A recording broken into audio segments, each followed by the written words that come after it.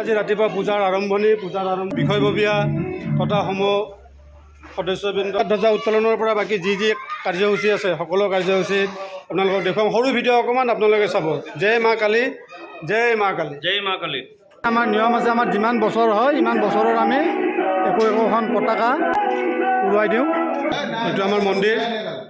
ৰাতি 1টা বজাত পুষ্পাঞ্জলি অৰ্পণ হ'ব আৰু আমি যোনটো ডেকৰেশ্যন কৰিছোঁ এনেকুৱা হৈছে।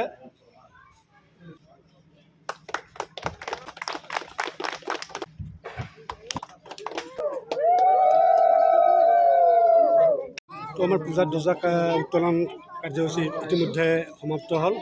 বৃক্ষ কাটিব নালাগে, বৃক্ষ সদায় ৰোপণ কৰিব লাগে। ৰোপণ কৰিলেও নহ'ব, তাত সংৰক্ষণো কৰিব লাগিব।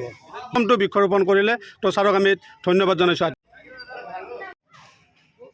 সকলোকে পূজা অৱস্থা থাকি সকলোৱে কাৰ্যকলাপ যাতে ভালে ভালে হওক। সংগতি কৰি আমি কণখন ল'ৰা ছোৱালীৰ মাজত খেল ধেমালি অনুষ্ঠিত কৰিছোঁ।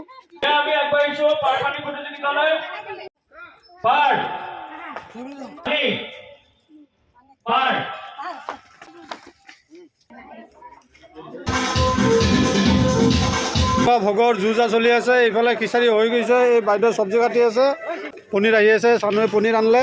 তাৰ সন্মুখত দিহানামৰ আয়তীসকলৰ দিহানাম এতিয়া চলি আছে। ইয়াৰ পিছতে তাৰমানে আমন্ত্ৰিত নাগাৰা নামৰ নাগাৰা নাম পৰিৱেশন কৰিছে।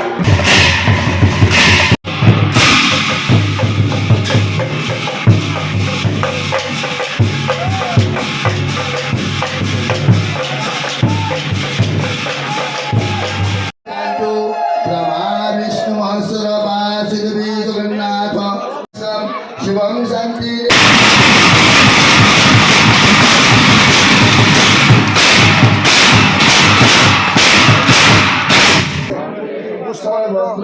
साधिके